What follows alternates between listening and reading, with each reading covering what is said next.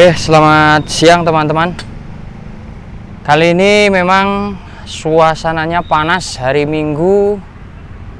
Kita nggak usah jauh-jauh saja, cukup di sekitar Kudus saja.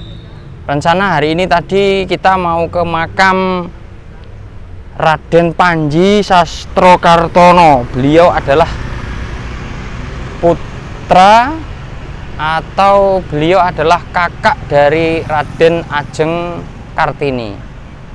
Tapi berhubung hari ini Akbar 46 dan Suyoto Mubaroknya sedang tidak bisa ikut, maka kita di sekitar sini saja.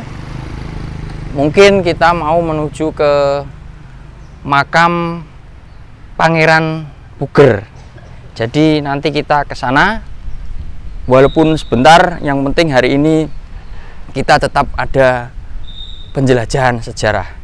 Terima kasih.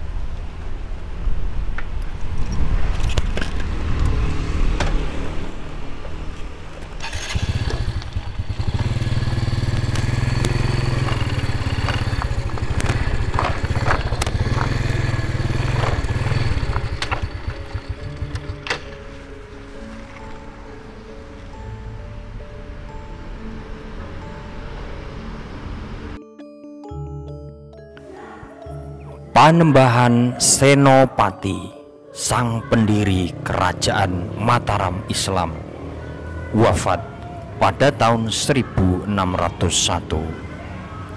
Kemudian digantikan oleh putranya yang bernama Raden Mas Julang, atau yang kelak masyhur dengan sebutan Panembahan Sedo ing Krapyak, yang memerintah pada tahun 1601 hingga 1613. Sebelum naik tahta, Raden Mas Julang menikah dengan Ratu Tulung Ayu, putri dari Ponorogo, dan Dyah Banuwati, putri Pangeran Benowo dari Kerajaan Pajang. Selain memiliki putra dari permaisurinya, Panembahan Senapati juga mempunyai seorang putra yang bernama Pangeran Puger. Pangeran Puger adalah putra Panembahan Senapati dari seorang selir yang bernama Nyai Adisara. Pangeran Puger melakukan pemberontakan terhadap Mataram karena ia merasa lebih berhak atas tahta Mataram daripada Raden Mas Julang. Selama Raden Mas Julang memerintah Mataram, Pangeran Puger tidak pernah datang menghadap raja. Ia juga ingin mempunyai daerah sendiri, tapi ia tidak memintanya. Raden Mas Julang yang mengetahui hal itu kemudian mengangkat Pangeran Puger sebagai Bupati Demak. Meskipun telah diberi jabatan sebagai bupati, namun Pangeran Puger tetap tidak mau tunduk kepada Mataram. Dari berbagai sumber tertulis seperti Babat Tanah Jawa dan juga buku-buku seperti Raja-Raja di Tanah Jawa dan juga buku runtuhnya Kerajaan Majapahit dan bangkitnya kerajaan-kerajaan Islam di Tanah Jawa. Berbagai kisah tentang kerajaan Mataram itu tertulis dengan lengkap.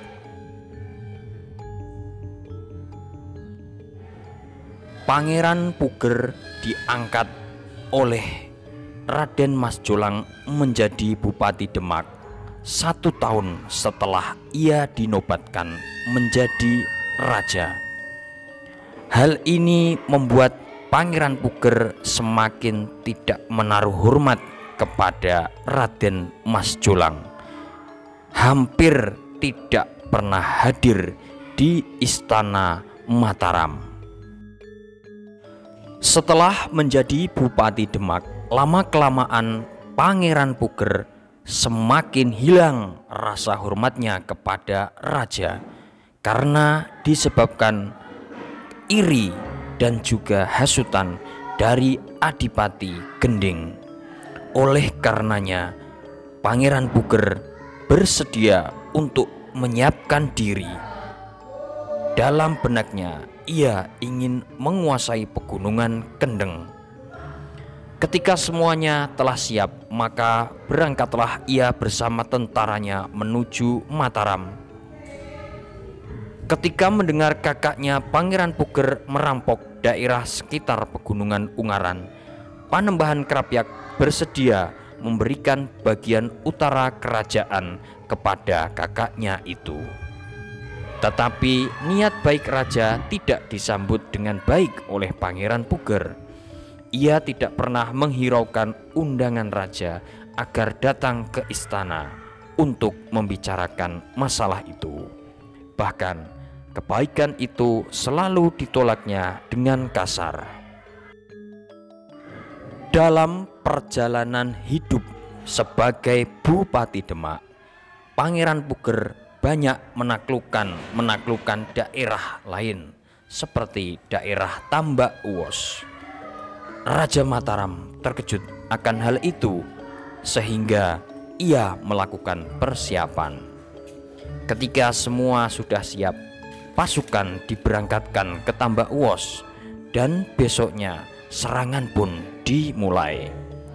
Dalam Serat Kanda dikisahkan bahwa Raden Mas Jolang memimpin 10.000 prajurit Mataram untuk melakukan penumpasan, sedangkan Pangeran Puger hanya memiliki 5.000 prajurit.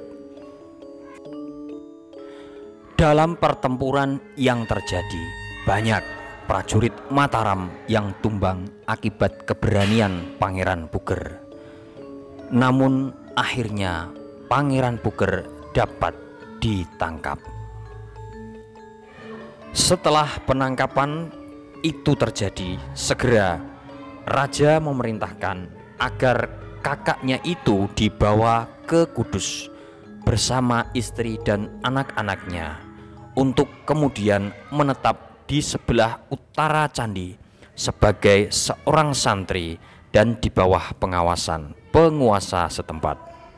Mengenai angka tahun terjadi pemberontakan, terdapat beberapa pendapat yang berbeda. Babat Sangkala memberikan keterangan bahwa pemberontakan terjadi pada tahun 1602 Masehi. Kala itu orang-orang Mataram dan para pembesar dikepung. Sedangkan untuk tahun 1605 Masehi diberi pula keterangan bahwa Adipati Puger meninggalkan Demak dengan seluruh keluarganya. Tetapi ada lagi seorang ahli yang bernama Hageman menyebutkan bahwa 1604 Masehi merupakan tahun pembuangan Pangeran Demak. Bila dilihat dari angka-angka tahun tersebut, maka dapat disimpulkan bahwa pemberontakan Pangeran Puger berlangsung selama 3 tahun, yaitu dari tahun 1602 hingga 1605 Masehi.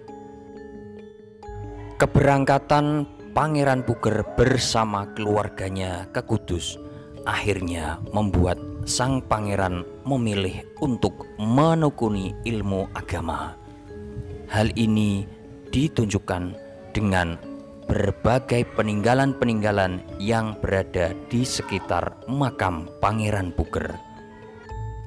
Saat ini makam Pangeran Puger berada di tengah-tengah kota Kabupaten Kudus, tepatnya berada di Demaan, Kecamatan Kota.